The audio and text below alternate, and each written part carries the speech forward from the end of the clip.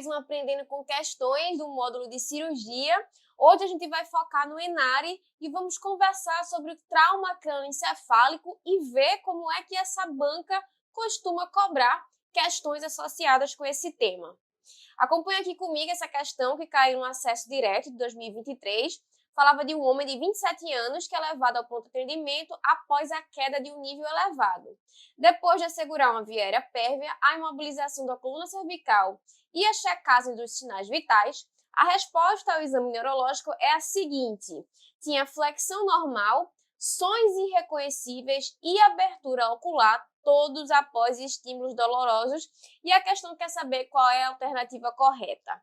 Então, antes da gente chegar a essa resposta, vamos relembrar o trauma crânioencefálico.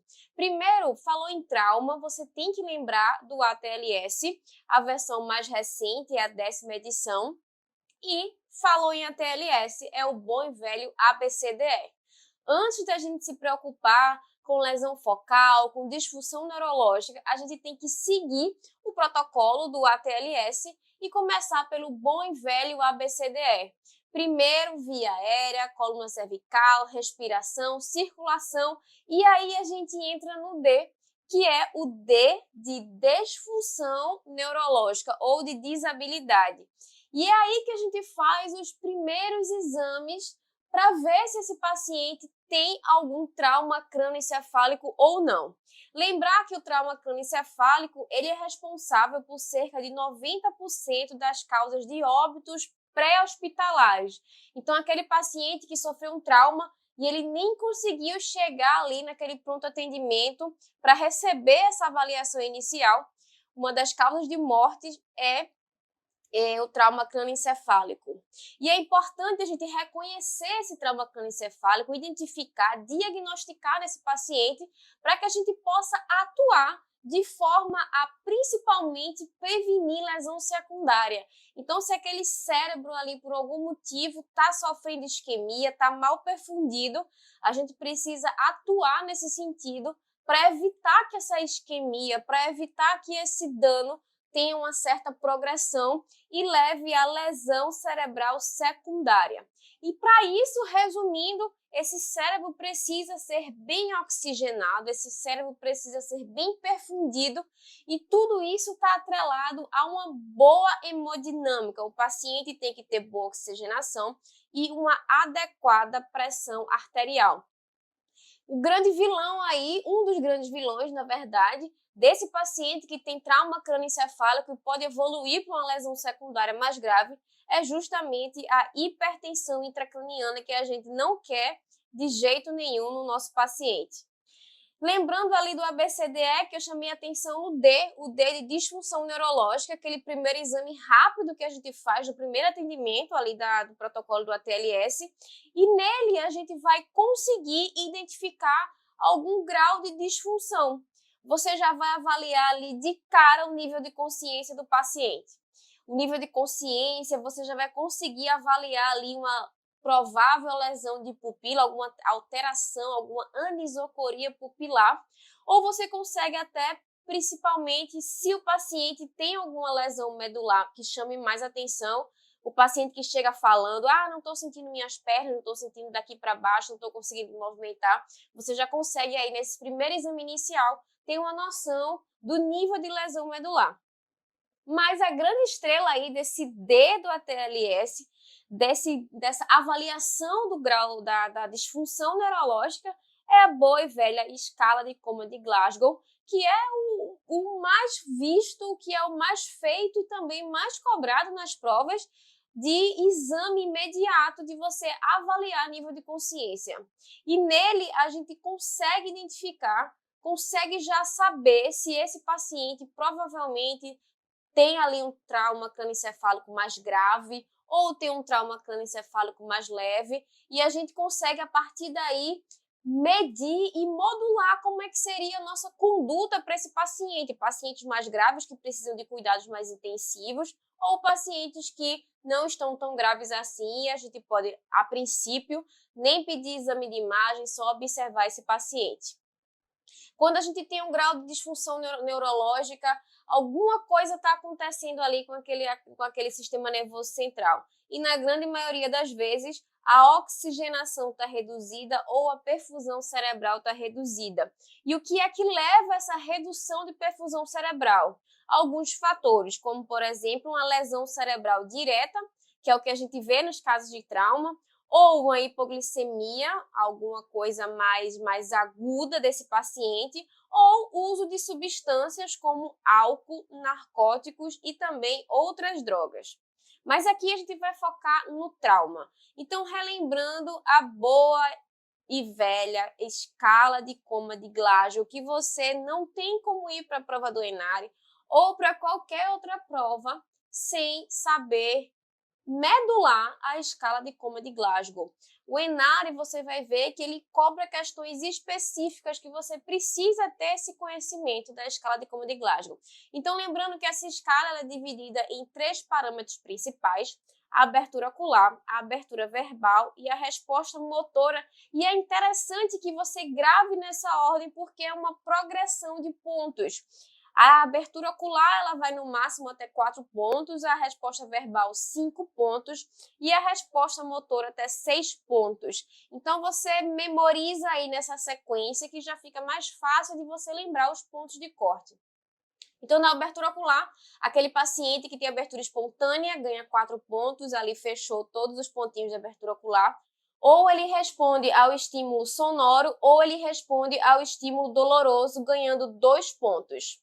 Ou então ele não responde a nada, ele não abre os olhos nem quando você chamando, nem quando você faz algum estímulo doloroso ou estímulo à pressão.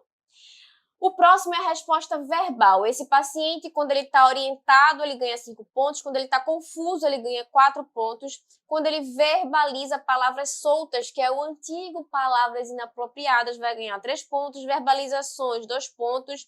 Ou nenhuma, 1 ponto. E na resposta motora, a gente fecha 6 quando ele obedece a comandos. 5 quando ele só localiza o estímulo. Flexão normal ganha 4 pontos, flexão anormal 3 pontos, que é a antiga decorticação. Anormal, 2 pontos, que é a antiga descerebração, ou quando ele não responde a nada. Então, aqui nessa escala, a gente vai do máximo de 15 de um paciente que não tem nenhuma alteração do nível de consciência, até 3 pontos quando um paciente tem um trauma crânioencefálico grave, por assim dizer. Mais recente entrou também a atividade pupilar, com a intenção de a gente não deixar passar paciente que tem ali uma escala de coma de Glasgow com um número mais elevado, com um score mais elevado, mas que na verdade é um paciente potencialmente grave. Como, por exemplo, um paciente que tem uma escala de coma de Glasgow de 9, que você já classifica ali como um trauma moderado, mas que quando você vai avaliar a pupila, essa escala cai para 8, por exemplo, e aí, na verdade, esse paciente é um paciente potencialmente grave, com trauma crânioencefálico grave. Mas como assim? Veja, a avaliação pupilar, a gente vai subtrair pontos a partir da sua avaliação. Quando o paciente não tem nenhuma reatividade pupilar em nenhuma pupila, a gente vai reduzir 2 pontos da escala. Quando o paciente tem reação apenas em uma pupila, a gente vai reduzir 1 ponto. E quando as 2 pupilas estão bem, estão reativas, a gente vai tirar nenhum ponto, ou seja, ele vai pontuar 0 na escala pupilar e não vai ser subtraído nada, porque o cálculo final da escala de coma de Glasgow é o cálculo que você fez daquela escala principal, como por exemplo, abertura ocular de 1 a 4, reatividade verbal ou resposta verbal de 1 a 5, ou resposta motora de 1 a 6. E aí você vai subtrair os pontos da sua avaliação pupilar. Então, aquele paciente que ali poderia ter uma escala de 9, pode cair para uma escala de 7, e você precisar, por exemplo, proteger a via aérea desse paciente. Então, a gente fechou o cerco, por assim dizer, em pacientes potencialmente mais graves e que demandam uma atenção maior. E você pode classificar esse paciente a partir da escala de coma de Glasgow em graus de trauma crânioencefálico. Se ele tem um Glasgow de 13 a 15, é um trauma leve. Se ele tem um Glasgow de 12 a 9, é um trauma moderado. Ou de 3 a 8, ele tem um trauma grave. Esse paciente precisa, por exemplo, receber uma via aérea definitiva para proteção de via aérea. Agora vamos voltar àquela questão que a gente viu no começo. Pergunta qual é a alternativa correta desse paciente. A gente viu que esse paciente só responde à flexão normal, após estímulo doloroso, no caso, sons irreconhecíveis e abertura ocular após estímulo doloroso. E se a gente for fazer a conta, a gente tem uma escala aí de coma de Glasgow, um score de 8. Mas vamos para as alternativas. Letra A diz que a tomografia de crânio é importante para determinar a escala de coma de Glasgow. Não, escala de coma de Glasgow é exame físico, exame clínico. Você está vendo aquele paciente ali, você vai examinar aquele paciente, não precisa de exame de imagem. Letra B. O homem apresenta traumatismo crânioencefálico leve. Não, trauma leve é de 13 a 15. Ele tem 8 de escala de coma de Glasgow. Letra C. A avaliação do médico neurocirurgião é essencial para a definição entre TCE leve, moderado ou grave. Não, a gente pode fazer isso como um médico generalista mesmo, apenas aplicando a escala de coma de Glasgow. Letra D. O homem apresenta 8 pontos na escala de coma de Glasgow. Perfeito. E letra E, uma tomografia de coluna cervical é importante para a escala de coma de Glasgow de novo. Então veja como essa questão do Inari, ela só queria ali que você lembrasse de como você pontua na escala de coma de Glasgow. Olha aqui outra questão que caiu na prova do Enare no ano de 2021, de acesso direto. Trazia um paciente que tinha escala de coma de Glasgow de 12, tinha abertura ocular aos estímulos verbais, ou seja, ele pontuava 3.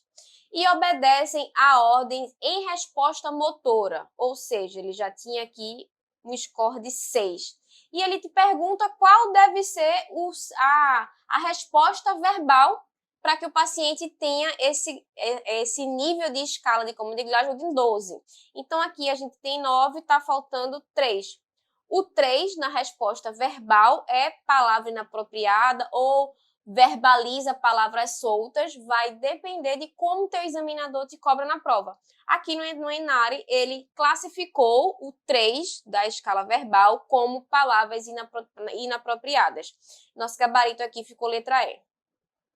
Vamos seguir com mais uma questão que caiu no Enare na prova de acesso direto no ano de 2023.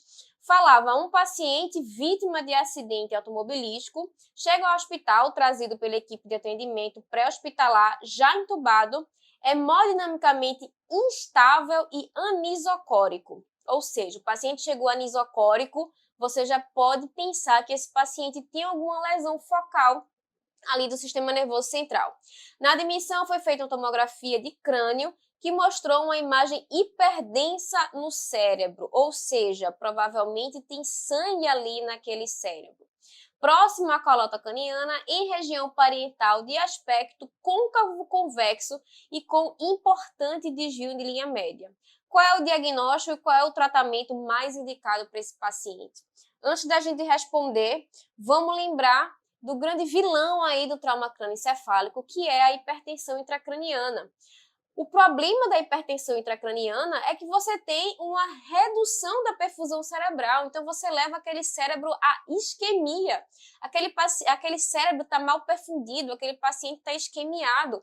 E a gente pode ter aí uma lesão secundária progressiva que cause sequelas aí para o resto da vida do paciente. O problema da hipertensão intracraniana é justamente essa perfusão cerebral prejudicada. E relembra comigo que a perfusão cerebral ela é relacionada à pressão arterial média. Ela nada mais é do que a subtração da pressão arterial média da pressão intracraniana. E lembra comigo daquela doutrina de Monocalle, que é o seguinte: a gente tem que lembrar que o crânio, a calota craniana, aquela estrutura, ela não é distensível, ela é rígida. Então, a gente não consegue expandir aquele crânio, a gente não consegue expandir aquela calota craniana para que ela se ajuste a um aumento de pressão. Então, quando a gente tem aqui um edema ou um sangramento, acompanha aqui comigo na figura. Quando a gente tem esse edema ou um sangramento, a gente aumenta o volume dentro ali daquele sistema que não é distensível. E aí o cérebro, aquele sistema todo, ele só tem duas opções. Ele coloca para fora ou o sangue venoso ou o líquor, para poder equilibrar essas pressões. Aqui nessa segunda imagem está tudo equilibrado. Teve um edema, aumentou aquela pressão e ele desprezou ali, jogou fora, botou para fora desse sistema fechado o líquor e o sangue venoso. Mas aí chega um momento que não tem mais como colocar para fora. Chega o limite de você tentar compensar as pressões desprezando o líquor ou desprezando o sangue venoso. E aí a gente tem hipertensão intracraniana. E quando chega nesse limite que não tem mais como descomprimir de uma maneira natural, por assim dizer, essa pressão ela aumenta exponencialmente. E a gente tem alguns sinais clínicos de hipertensão intracraniana que é muito cobrado nas provas de residência médica, que é a famosa tríade de Cushing. Essa tríade é caracterizada por hipertensão, bradicardia e bradipneia. Que geralmente a gente está ali acostumado a hipertensão está associada à taquicardia. Já aqui não. Aqui o paciente tem hipertensão associado à bradicardia. E a gente pode controlar esse aumento de pressão intracraniana realizando algumas manobras. E esse paciente neurocrítico, esse paciente que tem hipertensão intracraniana, vítima aí de trauma crânioencefálico, a gente tem que tomar cuidado e levar esse paciente a parâmetros que a gente consiga preservar ao máximo aquela perfusão cerebral. Ou seja, a gente tem que fazer o possível para que aquela perfusão cerebral seja ali pelo menos 60 milímetros de mercúrio. Então, esse é o alvo de pacientes neurocríticos, como assim a gente chama. E, para isso, geralmente a pressão intracraniana ela tem que variar ali entre 5 e 15 milímetros de mercúrio. Mais do que isso, a gente classifica como hipertensão intracraniana. E existem algumas estratégias para a gente tentar reduzir essa pressão intracraniana e melhorar o prognóstico desse paciente.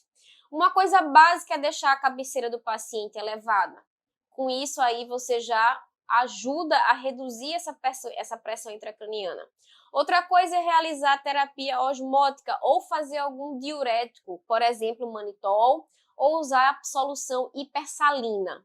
Outra coisa também que já não está muito ali, muito em alta, na verdade, vem em desuso, mas pode ser que alguma banca aí mais antiga, com questão mais antiga, te cobre, são os glicocorticoides no tratamento desses pacientes com pressão intracraniana, hipertensão intracraniana. Outra coisa é a hipotermia terapêutica. Na verdade, se acreditava que você, deixando esse paciente hipotérmico, você reduzia o metabolismo e reduzia o gasto energético cerebral, protegendo ali aquela massa encefálica, mas hoje em dia já é controverso. Uma coisa invasiva, um procedimento que você pode fazer é justamente fazer a drenagem da LCR, quando chega ao ponto ali que aquele circuito fechado não consegue mais desprezar a LCR, você pode simplesmente ali drenar, fazer algum tipo de derivação nesse paciente, de urgência.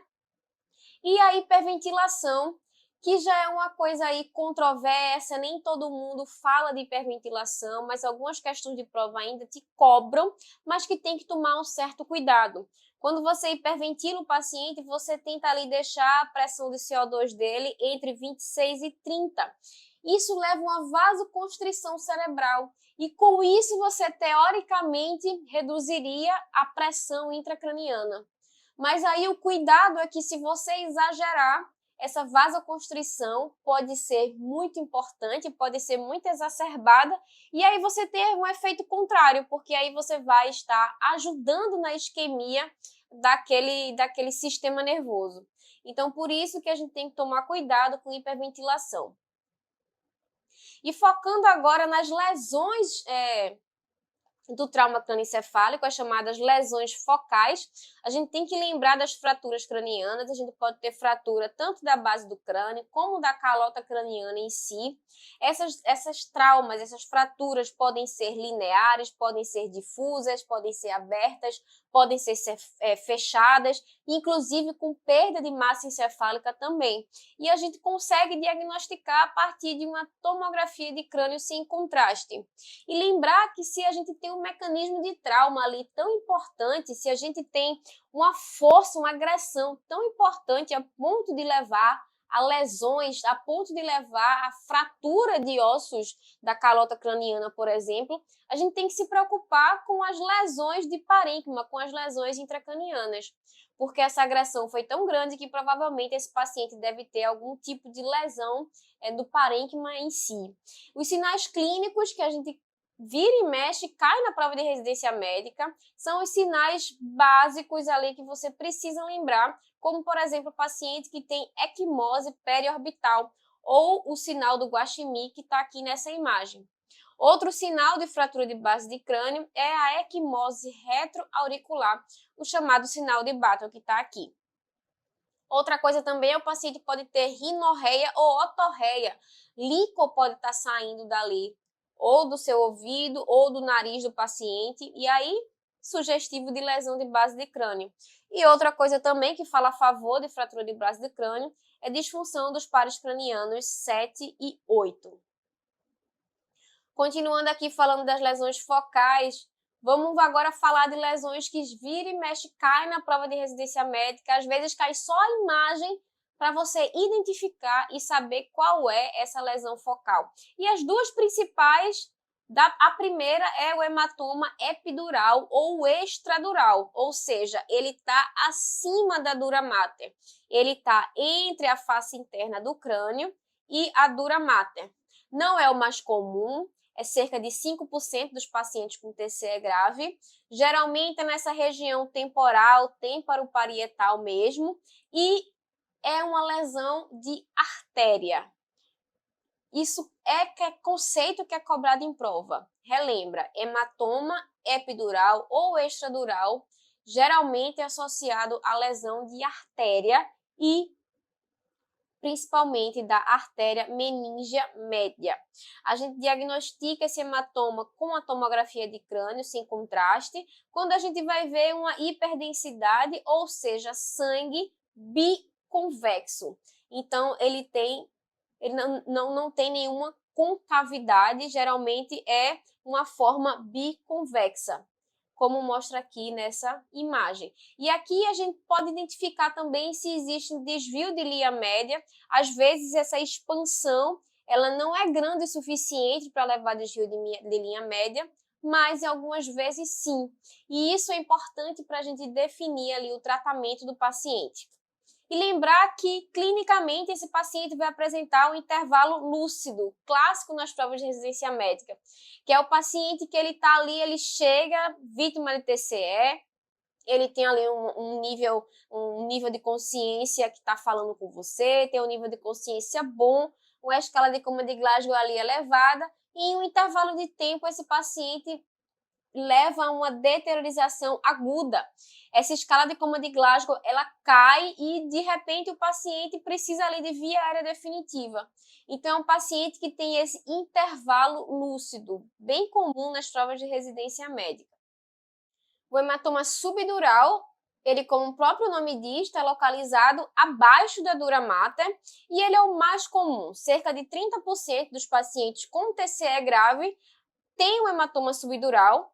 São lesões existem também lesões parenquimatosas associadas e tem aí um fator de risco que comumente cai na tua prova de residência médica, que é justamente a atrofia cortical.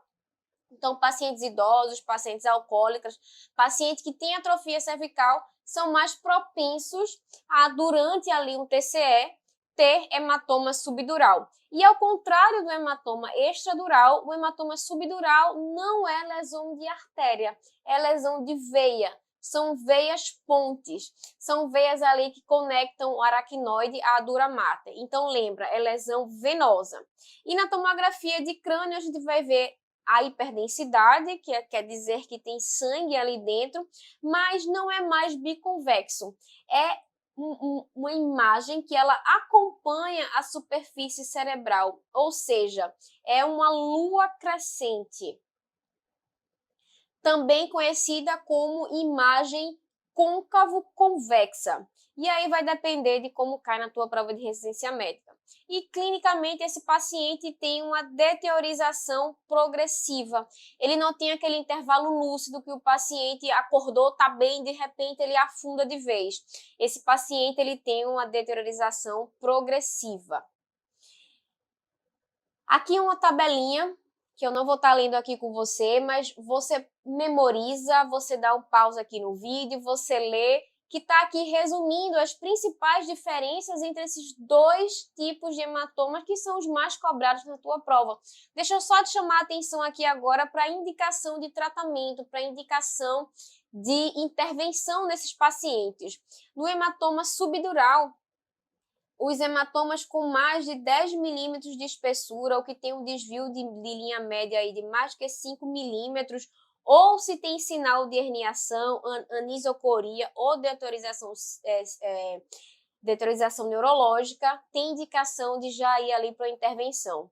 E nos pacientes com hematoma extradural ou epidural, hematomas ali com volume de mais de 30 ml, ou com espessura de mais de 15 milímetros, ou que tenha um desvio de linha média aí mais do que 5 milímetros, são já candidatos a algum procedimento mais invasivo, a alguma intervenção. E é importante que você leve esse conhecimento para a tua prova de residência.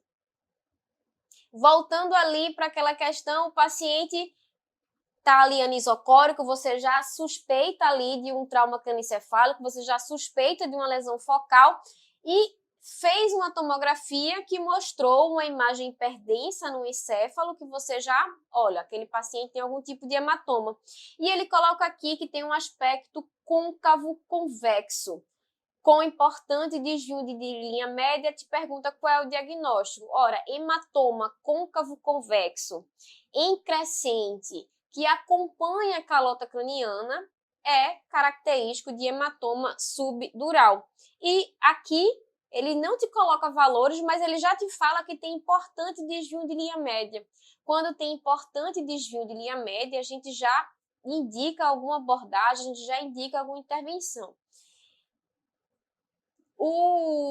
A banca do Enare nesse concurso colocou o gabarito como letra A, hematoma epidural, mas na verdade o gabarito do biomédico residente seria a letra B, hematoma subdural. O hematoma epidural, ele não é classificado, ele não é caracterizado por esse aspecto côncavo-convexo e sim pelo aspecto bicôncavo. Mas serviu aí para o seu aprendizado, para você ver como é que ele cobra características de exame de imagem, características de exame físico e tratamento desses pacientes com lesão focal. E era isso que a gente tinha hoje para conversar sobre o trauma crânioencefálico.